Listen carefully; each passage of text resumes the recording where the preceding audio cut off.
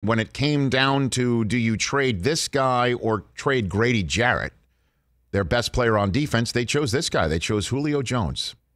Part of it might be that Julio wanted out. Could be that. Could be that. Maybe we'll find out when it's all said and done.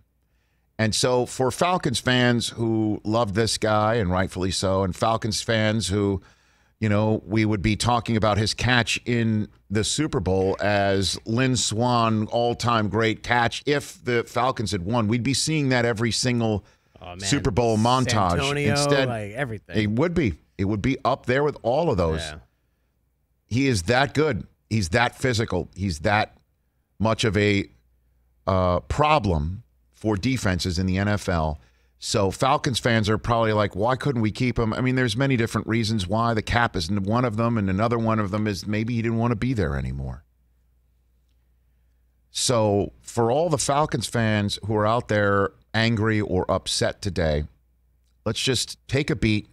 You're probably hurt in the fact that you thought Julio would be there for life. That was the idea of signing him to the contract that they signed him. He's a Falcon for life, and then he's not a Falcon a couple years later.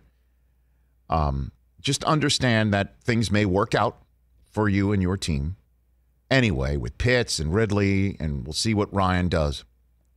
But no matter how upset you are, I can't imagine you are more upset than, say, anybody else who thought Julio Jones could make a terrific addition to their team and is looking their general manager in the face through Twitter, of course.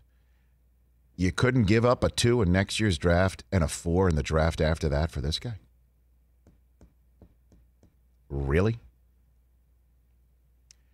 I mean, look, Indianapolis is going to see this guy along with A.J. Brown and Derrick Henry twice a year. I know Jacksonville and Houston's not ready for somebody like Julio, who probably wouldn't want to go there. He wants to win. The Raiders. You're watching what's going on in Kansas City. I've been hearing great things, by the way, about the new head coach, Brandon Staley at the Chargers, and how they feel better positioned in that locker room for this year. I'm hearing a lot of stuff about how things are going to be better for the Chargers this year based on that coaching change and how everybody feels about the new coach and their staff and his staff. You think about the Raiders. How would he look out there? Whew. And you got to look at the AFC, okay? Don't look at the NFC. I'm sure there's a ton of teams in the NFC who are like, why couldn't we get him? Because the Falcons don't want to see him. They don't want to see him. Yeah, he was never going to. I don't know when the next time the Falcons are going to play Tennessee. And interestingly enough, that Arthur Smith's old team is the beneficiary here, and that's not at all anything other than just coincidental or ironic, however you want to put it. But the Tennessee Titans right now, because of this trade, with all due respect to Indianapolis, they are your clubhouse leaders to win this division. It's theirs to lose. They've got to get better on defense. That was part of their problem last year.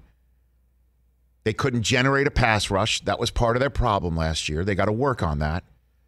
But who in the hell is going to be able to cover both A.J. Brown and Julio Jones outside and then be prepared for the bowling ball that is number 22 coming downhill off of a 2,000-yard season? Kudos to the Tennessee Titans for saying, you know what?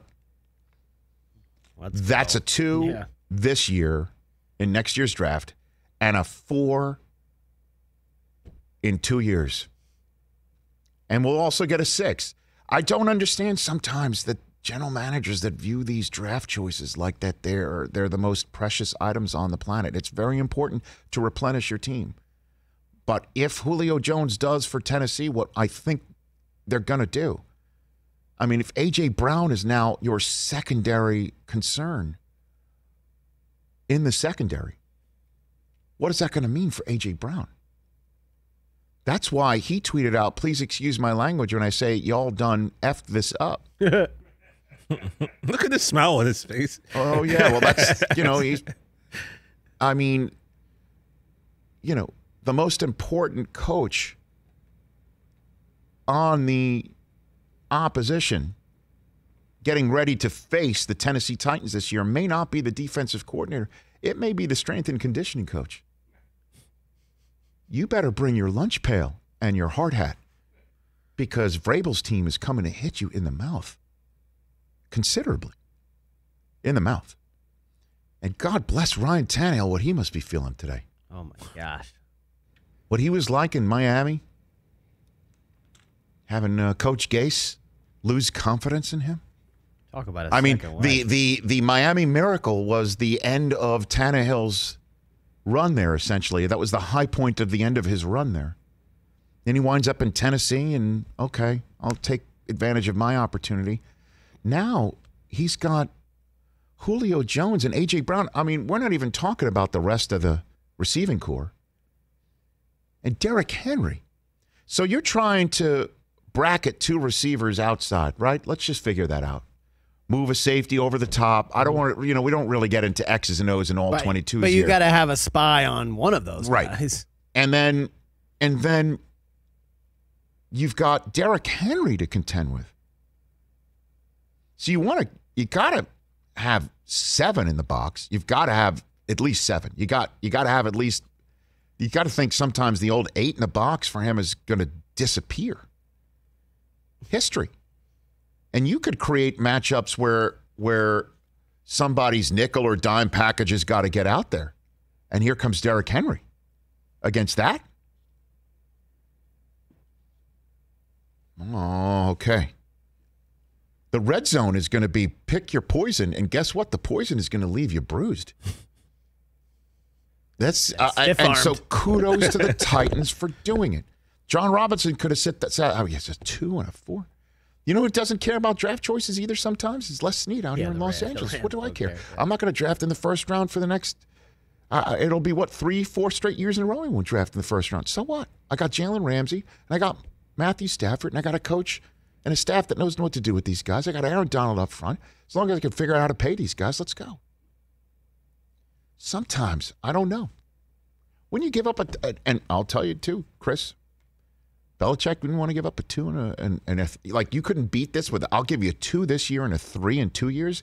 For what? And I know Florio's going to come on here and basically say part of the reason why teams might be concerned about acquiring Julio Jones, he's going to want to get paid. He's going to get paid a lot more. So you give away draft picks for a 1-year rental because you're not going to give Julio an extension at 33 years old. Maybe you do. Maybe it's a 3-year extension where the you reports guarantee some of his money. Was that the Pats didn't want anything to do with his contract, so they never even seriously considered it. Which is a little hard for the fan base to hear. Well, maybe you're also not ready to win a championship right now. And that's probably true, too. Tennessee's just got to play better defense. That defense was not up to championship caliber snuff last year. Go the Dallas route. Who cares if they score 45 every game? Which it looks like they can with this offense. Or take the air out of the ball, too. They can do Don't that. forget what you've got back there with 22. Mm-hmm. Oh, my God. But you're going to want to throw it to 11 and whatever number A.J. Brown wears, because I assume Julio's getting 11. Well, no. Every time A.J. Brown posts something, he puts Julio Jones in 8. Yeah, remember, he's keeping 11 in all these memes that he's posting out. Remember, A.J. would have to pay money if he chose to give that up, right? I don't know how that works when someone else comes in, but yeah. I mean, that TikTok of him putting it up there of he spoke it into existence, man.